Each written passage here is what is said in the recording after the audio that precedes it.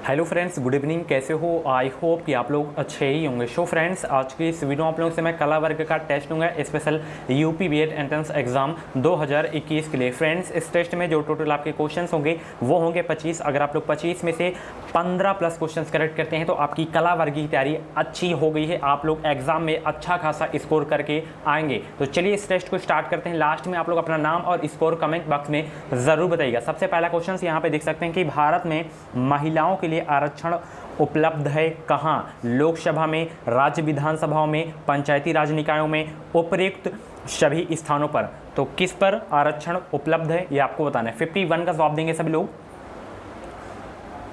तो भारत में महिलाओं के लिए आरक्षण उपलब्ध है पंचायती राज निकायों में। ऑप्शन इसका सी करेक्ट होगा इस क्वेश्चन का राइट आंसर। चलिए अगला प्रश्न यहाँ पर देख सकते हैं, निम्नलिखित में से कौन सा रोजगार प्राथमिक क्षेत्र से जुड़ा हुआ नहीं है? उस रोजगार को बताइए जो प्राथमिक क्षेत्र से जुड़ा हुआ नहीं है। 4 ऑप्शन आपके सामने दिए गए हैं, जो भी इस क्वेश्चन का राइट आंसर आप लोग कमेंट बॉक्स में फटाफट बताने का प्रयास करेंगे। आंसर सोचने का अगर आपको ज़्यादा समय चाहिए तो आप लोग वीडियो को रोक भी सकते हैं।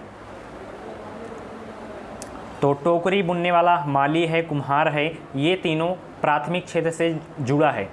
इसमें जो पुजारी है आपका, ये जो है प्राथमिक क्षेत्र से जुड़ा हुआ नहीं है ये रोजगार, ठीक है। तो ऑप्शन इसका डी करेक्ट होगा इस क्वेश्चन का राइट आंसर। अगला प्रश्न जो कि बहुत इंपॉर्टेंट क्वेश्चन है कि 21 जून को दोपहर को सूर्य की स्थिति एकदम सिर के ऊपर कहाँ पर होती है? 53 का जवाब देंगे कि 21 जून को दोपहर को सूर्य की स्थिति एकदम सिर के ऊपर कहाँ पर होती है?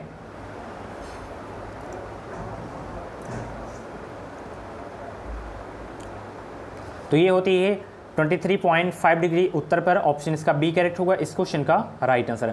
ई commerce, e learning, e banking, m commerce आदि निम्नलिखित में से कौन सी सेवाएं हैं? एक बार फिर से क्वेश्चन रिपीट कर रहा हूँ। ई commerce, e learning, e banking, m commerce आदि निम्नलिखित में से कौन सी सेवाएं हैं? और ये सभी को क्वेश्चंस पता होगा और ये सारे क्वेश्चंस मैं पहले भी करवा चुका हूँ, आपका रिवीजन करवा रहा हूँ मैं। तो ये जो है ई सेवाएं हैं, क्या है? ई सेवाएं हैं। ऑप्शन इसका डी वाला करेक्ट होगा इस क्वेश्चन का राइट आंसर। 2 या अधिक देशों के मध्य होने वाले व्यापार को बताने के लिए निम्नलिखित में से कौन सी शब्दावली प्रयुक्त होती है? 55 का जवाब देंगे। 2 या अधिक देशों के मध्य होने वाले व्यापार को बताने के लिए निम्नलिखित में से कौन सी शब्दावली प्रयुक्त होती है? माय डियर फ्रेंड्स, इसमें जो है कौन सी शब्दावली प्रयुक्त होती है? इसमें प्रयुक्त होती है अंतर्राष्ट्रीय व्यापार, ठीक है। ऑप्शन इसका सी वाला करेक्ट होगा इस क्वेश्चन का राइट आंसर। अगला प्रश्न आपकी स्क्रीन पे है, निम्नलिखित सूचियों का उचित मिलान कीजिए। बहुत ही सिंपल सा क्वेश्चन है, सभी लोग जवाब देने का प्रयास करेंगे। 56 का क्या होगा? आंसर सोचने का ज़्यादा समय चाहिए तो आप लोग वीडियो को रोक भी सकते हैं। 56 का जवाब देंगे।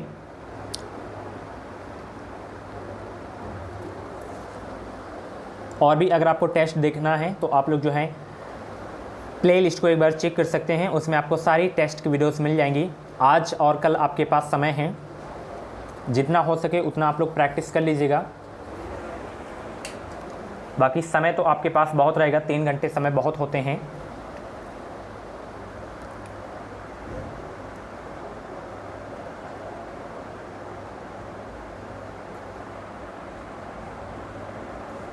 तो देखिए, भारत का संघ में क्या होता है? राष्ट्रपति। ग्राम पंचायत में सरपंच होते हैं, ठीक है। उसके बाद नगर निगम में महापौर यानी कि जिसे मेयर बोलते हैं, और राज्य में क्या होते हैं? राज्यपाल होते हैं। तो ऑप्शन इसका बी वाला बिल्कुल करेक्ट हो जाएगा, जो कि बहुत ही सिंपल सा क्वेश्चन था, आसान क्वेश्चन था। चलिए अगला प्रश्न यहाँ पर देख सकते हैं, निम्नलिखित में से कौन देश के वर्तमान नियमों में परिवर्तन कर सकते हैं? बहुत इंपॉर्टेंट क्वेश्चन है। निम्नलिखित में से कौन देश के वर्तमान नियमों में परिवर्तन कर सकते हैं?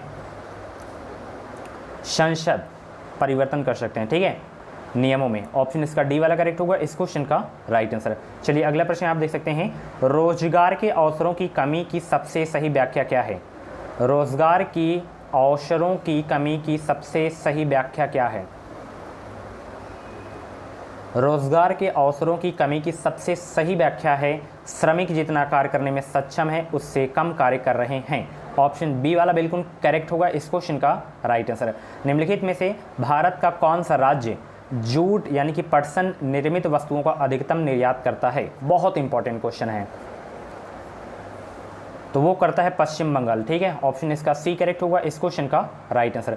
भूदान आंदोलन के प्रवर्तक किन्हें माना जाता है? तो बहुत ही सिंपल सा क्वेश्चन है, तो इसका जवाब आपको कमेंट बॉक्स में देना है, नाम लिख के आपको बताना है, जो भी हो, जयप्रकाश नारायण, महात्मा गांधी, श्री रामचंद्र रेड्डी एंड विनोबा भावे, जो भी हो आप लोग कमेंट बॉक्स में बताइएगा। चलिए, अगर आपके कमेंट को मैं लाइक कर दे तो आपका आंसर बिल्कुल सही है। ये भी क्वेश्चन बच्चों वाला प्रश्न है कि भारत में पहली रेलगाड़ी किस वर्ष में और किन 2 स्थानों के बीच चलाई गई थी? 61 का जवाब देंगे सभी लोग। तो ये चलाई गई थी 1853 में। सन पूछे तो बम्बई से थाने के बीच चलाई गई थी। टोटल जो है 34 किलोमीटर चलाई गई थी। उस ट्रेन का नाम था ब्लैक ब्यूटी। किसके शासनकाल में चलाई गई थी? तो लॉर्ड डलहौजी के शासनकाल में ये ट्रेन चली थी। ठीक है, चलिए, निम्नलिखित में से किस राज्य में काली मृदा पाई जाती है? किस राज्य में काली मृदा पाई जाती है? 62 का जवाब देंगे सभी लोग। किस राज्य में काली मृदा पाई जाती है? तो इसमें से गुजरात में जो है काली मृदा पाई जाती है। अगर सर्वाधिक पूछे तो महाराष्ट्र याद रखना है। ठीक है, और काली मिट्टी किस खेती के लिए उपयुक्त होती है? कपास के लिए। ठीक है, चलिए, निम्नलिखित में पुनः पूर्ति योग्य संसाधन कौन सा से हैं, ये आपको बताना है। निम्नलिखित में पुनः पूर्ति योग्य संसाधन कौन सा है? तो वो है सौर एवं पवन ऊर्जा। ऑप्शन इसका बी वाला करेक्ट होगा इस क्वेश्चन का राइट आंसर। चौरी चौरा भारत के किस राज्य में स्थित है? चौरी चौरा भारत के किस राज्य में स्थित है? सब लोग जवाब देने का प्रयास करेंगे। ये है उत्तर प्रदेश में। ठीक है, ऑप्शन इसका बी करेक्ट होगा इस क्वेश्चन का राइट आंसर। अगर जिला पूछे तो गोरखपुर याद रखना है। कब हुआ था? तो 5 फरवरी 1922 को चौरी चौरा कांड हुआ था। ठीक है, चलिए, गांधी जी का नमक सत्याग्रह आंदोलन दांडी मार्च का प्रारंभ हुआ था? 65 का जवाब देंगे सभी लोग। कब प्रारंभ हुआ था गांधी जी का नमक सत्याग्रह आंदोलन, यानी कि दांडी मार्च का प्रारंभ हुआ था? 65 का जवाब दीजिए सभी लोग, क्या होगा?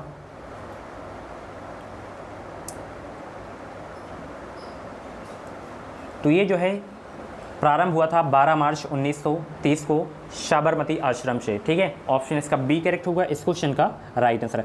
हिंद स्वराज नामक पुस्तक की रचना किसने की थी? हिंद स्वराज नामक पुस्तक की रचना किसने की थी? आज ही मॉर्निंग की क्लास में ये क्वेश्चंस में रिपीट करवाया था। तो ये जो है किसने, यानी कि हिंद स्वराज नामक पुस्तक की रचना किसने की थी? मोहनदास करमचंद गांधी जी ने। ऑप्शन इसका सी वाला करेक्ट होगा इस क्वेश्चन का राइट आंसर। थोड़ा बिजी हो गया था, उसके लिए सॉरी। अगला प्रश्न यहाँ पर देख सकते हैं कि अमृतसर में जलियांवाला बाग कुख्यात जनसंहार किस दिन घटित हुआ था? 67 का जवाब देंगे। किस दिन घटित हुआ था? ये घटित हुआ था 13 अप्रैल 1919 को। ठीक है, ऑप्शन इसका बी करेक्ट होगा इस क्वेश्चन का राइट आंसर। अमृतसर बहुत पूछा जाता है। ठीक है, जलियांवाला बाग। अगला प्रश्न आप लोग यहाँ पर देख सकते हैं, योग दर्शन के प्रवर्तक कौन थे?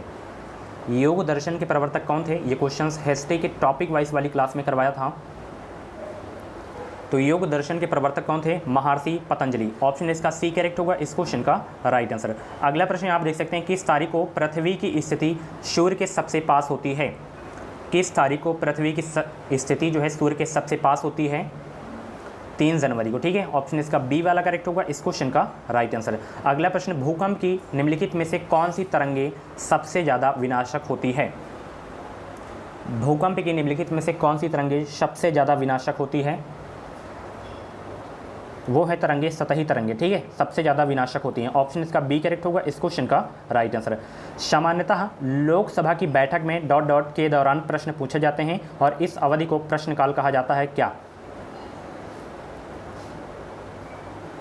इसको कहा जाता है पहले घंटे। ठीक है, ऑप्शन इसका ए वाला करेक्ट होगा इस क्वेश्चन का राइट आंसर। निम्नलिखित में से कौन सा वक्तव्य अधिदिष्ट मुद्रा के बारे में सत्य है? कौन सा वक्तव्य अधिदिष्ट मुद्रा के बारे में सत्य है? कोई आंतरिक मूल्य नहीं है। ये जो है आपका बिल्कुल सही है। ऑप्शन इसका बी करेक्ट होगा इस क्वेश्चन का राइट आंसर। अगला प्रश्न, राज्य में जिला न्यायाधीशों की नियुक्ति कौन करता है? राज्य में जिला न्यायाधीशों की नियुक्ति कौन करता है? बहुत इंपॉर्टेंट क्वेश्चन है। 73 का जवाब देंगे सभी लोग।